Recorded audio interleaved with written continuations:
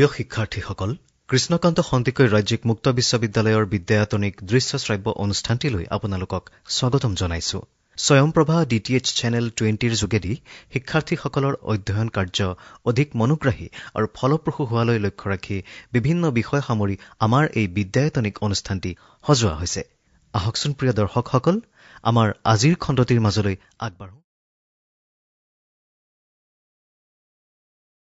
Hello learners, I am Chayanika from the discipline of English, Krishnakanta Handik State Open University, and I welcome you all to this video lecture on the topic Industrialism and its Impact. As students of literature, first and foremost, we need to develop a clear picture of the socio-cultural history in order to understand, relate, and appreciate the literary texts of that period in a better way. This video shall chiefly deal with industrialism that swept across the world in the 18th and 19th centuries. It is one of the most significant phenomena contributing immensely to the making of the modern world. The major objectives of this video are to explain the concept of industrialism, to trace the history of pre-industrial times. Let us first try to understand what does industrialism mean. The word industrialism first came into vogue in the year 1831. The word refers to an economic and social system based on the development of large-scale industries marked by the production of large quantities of manufactured goods and the concentration of employment in urban factories. Before moving on to discuss the pre-industrial times, a glance at the important definition of industrialism by Gordon Marshall will be helpful. In his A Dictionary of Sociology, industrialism is defined in terms of the transition in methods of production, which have been responsible for the vastly increased wealth that changed modern societies. He adds that although industrialization is generally thought of as something affecting the manufacture of goods, it is reasonable and necessary to apply the term to the modern methods of raising productivity in agriculture and other indicated sectors. England was a rural agricultural nation consisting mostly of villages and a few major cities and towns like London, Bath, and York in the 16th and 17th centuries prior to industrialism. The primary occupations of the people then were agriculture and dairy farming. However, in the next 50 years, this self-sustained rural and agricultural economy changed drastically and was replaced by an urban and mechanical population. In this respect, two major forces that changed the social life of England are: firstly, enclosure of the common fields that put an end to the strip farming system that had given every small farmer the right to cultivate on his own plot of land. The enclosure of the common fields deprived the small farmers of their land and drove them away from the farms to the mills. Secondly, the introduction of power-driven machinery that put a permanent end to domestic or household labor industry in cloth spinning and wool. The era of handloom and hand-spun goods soon vanished, giving way to machine-spun and machine-made goods and products. By the year 1775, the Industrial Revolution was already gaining momentum in England. It was in that year that King George IV conferred knighthood upon two scientists and inventors, namely Frederick William Herschel, the astronomer, and Humphrey Davy, the chemist and inventor of the safety lamp.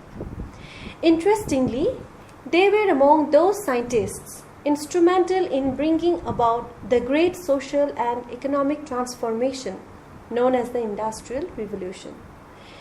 It was a transformation that brought about the birth of workshops and factories, of slum and poor houses, tall chimneys puffing out black smoke over the surrounding areas.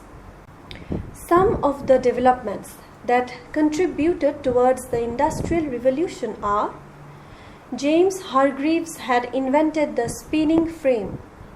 Richard Arkwright had set up his own spinning machines in his large factories. Henry Cort had revolutionized the manufacture of iron. Edmund Cartwright had invented the power loom.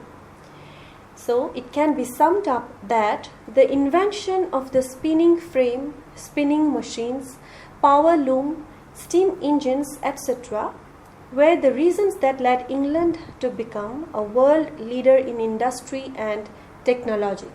This led to the growth in trade and commerce, in development of towns, developments in cotton, wool, coal, iron industry run by steam power, developments in roadways, railways and canals, transport and communications, and so forth. In other words, it was an onwards march towards progress and modernization. Summing up, the typical features of industrialism would refer to mechanized methods of working within a factory setting, division of labor, application of scientific methods for problem solving, time and discipline, bureaucracy and administrative rules, a socially and geographically mobile labor force, etc. After watching this video, we have been acquainted with the concept of industrialism, which relates to an economic and social system based on industrial development and marked by the production of manufactured goods, gradually which got associated with the social phenomena called Industrial Revolution. We have also discussed the major changes that affected England in the 18th and 19th centuries. We also got an idea of pre-industrial England, which was basically agrarian. Apart from agriculture, dairy farming was also an important occupation. England was also famous for its wool and cottage industries. I hope you have got a fair idea about industrialism in this video. In the next video, we shall discuss Industrial Revolution in England. Thank you. Hello learners, I am Chayanika from the discipline of English, Krishnakanta Hendik State Open University. Welcome to the second part of the video lecture on the topic Industrialism and its impact. In the first part, we have dealt with the concept of industrialism and discussed some of the aspects of the pre-industrial times. We have also learned about the various inventions that were responsible for bringing about the Industrial Revolution. In this video, we shall try to focus on the Industrial Revolution with reference to England. For a long time, it was believed that Britain provided the world with the model for industrialization and set a trend that the rest of the world followed. However, present-day historians and social scientists have taken a newer look into the idea and challenged the superiority of England as the path-breaking industrial empire. With regard to the Industrial Revolution in England, it may be noted that between the 1780s and 1850s, there occurred a great transformation in the industry and economy of England, and this is the period of the first Industrial Revolution in England. The term Industrial Revolution was first used by the socialist philosopher and writer Friedrich Engels in 1845. John Stuart Mill also used the term in his Principles of Political Economy as early as 1848. The term was used by the English philosopher and economist Arnold Toynbee in order to signify the changes that took place in British industrial development between 1760 and 1820s. The Industrial Revolution refers to a period of remarkable economic and industrial growth in the cotton and iron industries, in coal mining, in the building of roads and canals throughout England, and in foreign trade. There were many factors responsible for Britain's lead in industrial and economic growth. For example, new inventions in industry were made in England because of the scientific temperament patronized by the English monarchy. The country was naturally rich in supplies of coal and iron, the essential materials for the new industries. Among the European countries, Britain was the first to apply machine to manufacture. During this time, the British politics was relatively stable in England. Wales and Scotland unified under a single monarchy. This led to cross-border taxes being minimized, which further added the advantage of a common law, a single currency, and a large market. Though the land enclosures of the 16th century and the use of machinery in farming led to an agricultural revolution, it also rendered many small-time farmers landless, adding to unemployment and migration of the rural poor into nearby towns. This large-scale migration also provided ample and cheap labor force. The population in most of the towns in England grew manifold. London gained significance as the principal source of loans for international trade too. The city gradually became the hub of trade, and many companies functioning in America, Asia, Africa, and the West Indies set up offices in London. England was also helped by a good network through rivers, indented coastline with good transportation and market outreach. All these factors aided the upsurge of the Industrial Revolution in England and set the stage for far-reaching changes in the social and economic front. With regard to the spinning and weaving industries, it may be noted that with abundant raw material and ready market, it was not difficult for Britain to gain supremacy in the world textile industry. Though the textile industry made rapid strides in England, it caused untold misery to its workers, mostly women and children who were made to toil ceaselessly and in very bad working conditions. Several inventions paved the way for this remarkable progress made by Britain in the field of textiles, as already discussed. Among them, the most remarkable ones were John Key's the flying shuttle loom, James Hargreaves the spinning jenny, Richard Arkwright's the water frame, Samuel Crompton's the mule, and Edmund Cartwright's the power loom. Though the textile industry made rapid strides in England, it caused untold misery to its workers, mostly women and children who were made to toil ceaselessly and in very bad working conditions. Naturally rich in resources of coal, iron, timber, copper, lead and tin, the Industrial Revolution brought a great boom in the metallurgical industry also. The discovery of coal greatly revolutionized the iron industry, as iron came to be used to make household furniture, machines, water pipes, and so on. Later, steam power replaced water power and brought about further progress in the iron as well as textile industry. Another advantage for England was that most of the iron fields were located near its ports so that the products could be easily shifted to overseas markets. Consequently, there was a growth in the shipping trade as well as in shipbuilding. In 1769, James Watt patented his invention, the steam engine. Watt's steam engine came to be largely used in coal mines, iron furnaces, and the textile industries.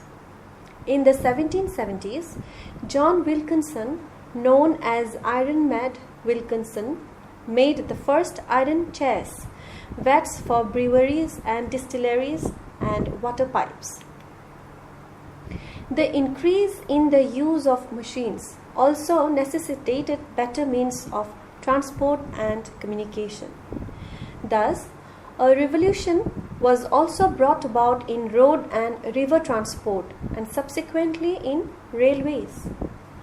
Rich landowners with mines and quarries on their lands initiated the process of canal making in order to transport goods and connect the loads to big market cities. The first canal, called the Worsley Canal, was built in 1761. From the 1760s to the 1850s, a period known as the period of canal mania, over 4,000 miles of canals were built. Along with the making of canals, road conditions were also vastly improved and many new roads were constructed. Thus, in this video, we have got an idea of the remarkable inventions in the textile industry, development of transportation, coal, iron, etc. Apart from getting an overview of the growth of industrialism in England. I hope this video will help you in understanding Industrial Revolution in the context of England. In the third part of this video series, we shall discuss the impact of Industrial Revolution and try to relate it with the rise of the working class. Thank you.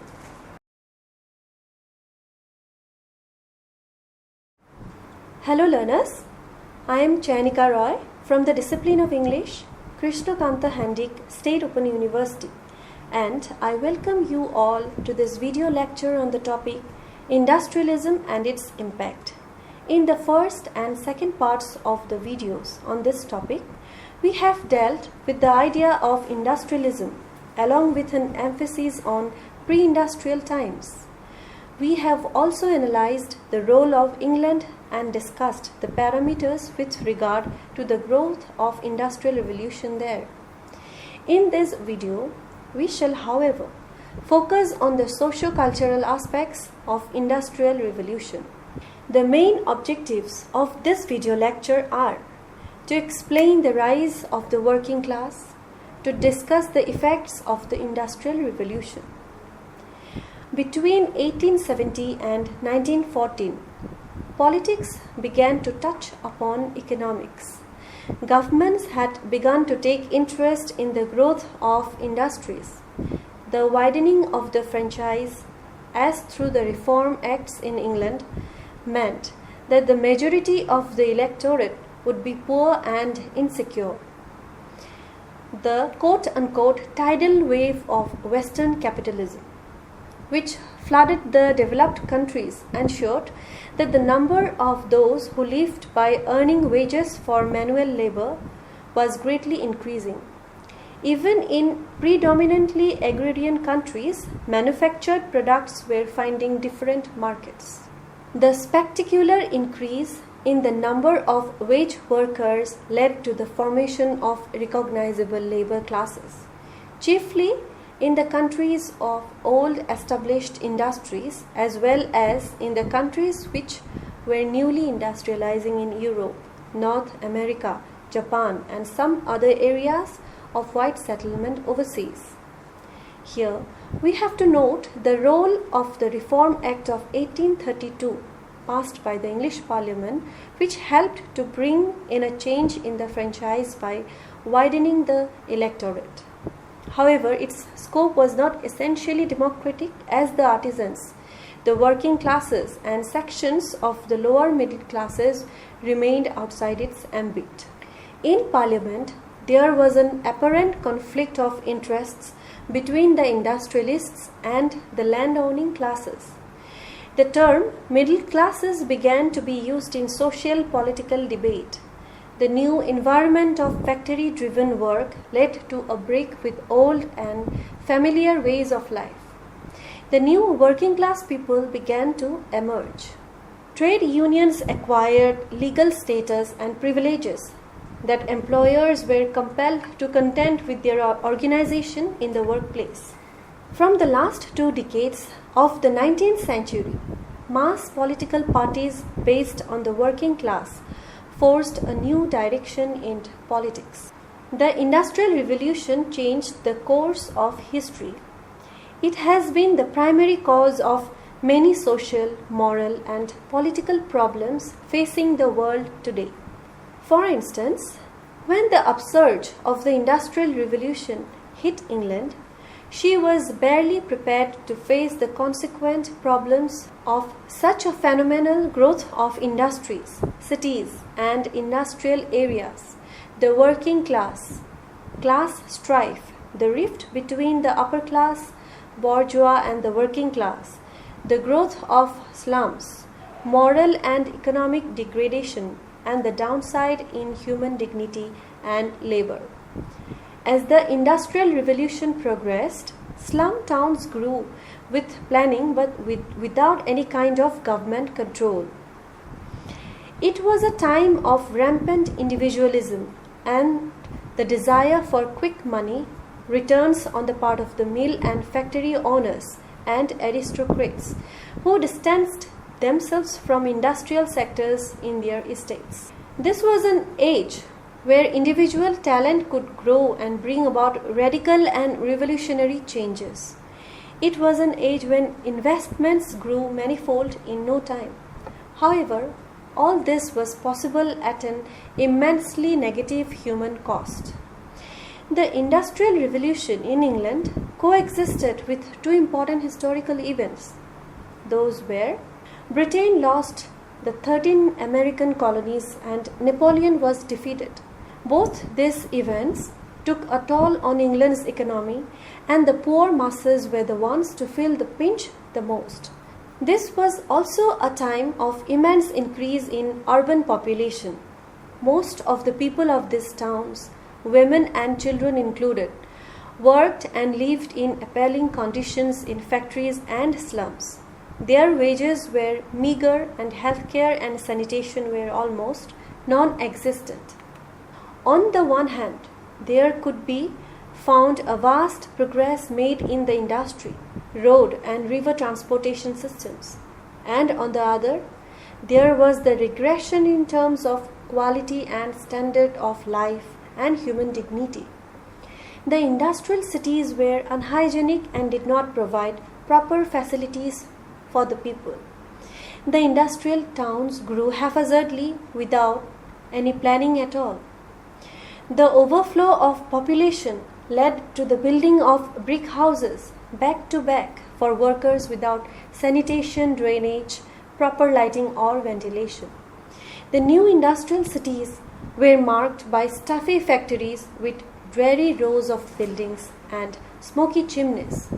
With regard to the living conditions, it was seen that the work in the factories continued under a strict work discipline and severe system of punishment. The old women and small children were also employed in these mills and factories. They had to work for a mere pittance in order to supplement the family's income.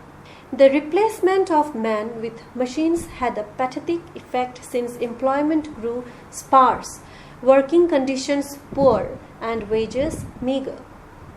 The conditions were all the more deplorable in the cotton textile industries at Yorkshire and Lancashire, as well as in the silk, knitting and lace making factories where most of the workers were women and children. Coal mines were another segment where there were large occurrences of accidents and deaths. The rate of death in these slums was large and longevity of life was reduced largely. Most of the deaths were caused by airborne or waterborne diseases like cholera, typhoid, and tuberculosis. Life expectancy became drastically low for the workers of the factories. Complacency and indifference to the plight of the workers on the part of the aristocrats and the investors was a rule rather than an exception. Around this time, the ideas of laissez-faire, leave things alone, let us alone, etc. gained popularity. The idea of free trade managed not by the state and its regulatory rules but by the merchants and traders themselves, gained a boost, especially after the publication of Adam Smith's Wealth of Nations in 1776, the same year as America's War of Independence. In the meantime, the political and social ideas pioneered by the French Revolution and the ideas of liberty, equality, and fraternity reached the English shores. Fired by these ideals, there emerged a protest movement and unified resistance to exploitation. One indication of the popular discontent was the Ludite riots, which broke out at intervals between the year 1810 to 20. One characteristic of these riots was the breaking of machinery by the rioters. However, changes were sought to be brought by many reform laws. Subsequently, much change was brought about in the condition of workers through laws and acts. Some of the effects were the First Factory Act of 1802, Cotton Factories Regulation Act of 1819, the Reform Act of 1832, the Factory Act of 1833, and so on. To sum up, it was a revolution that radically changed man's view of life, his access to modern amenities, and his control over the resources of nature. It was a revolution that impacted the nature of family and household, the status of women and children. It was in fact much more than a mere economic or industrial change. It affected the very fabric of life, be it the sphere of agriculture, population growth, political awareness, gender awareness, child rights, trade union, etc. I hope after watching this video, you can point out both the good and bad effects of the Industrial Revolution. Moreover, you will be able to relate your understanding of the Industrial Revolution to the rise of the working class. Thank you. ইমান সময় আমি স্বয়ংপ্ৰভা DTH channel 20 যোগে সম্প্ৰচাৰিত কৃষ্ণকান্ত সন্দিকৈ ৰাজ্যিক মুক্ত বিশ্ববিদ্যালয়ৰ বিদ্যায়তনিক অনুষ্ঠানটিৰ আজিৰ খণ্ডটি উপভোগ কৰিলো। এই বিদ্যায়তনিক অনুষ্ঠানটিৰ জৰিয়তে শিক্ষাৰ্থীসকল নিশ্চয়কৈ ভালেখিনি উপকৃত হৈছে। পুনৰ আন এটি বিষয় লৈ আমি আপোনালোকৰ মাজলৈ আহিম। নমস্কাৰ।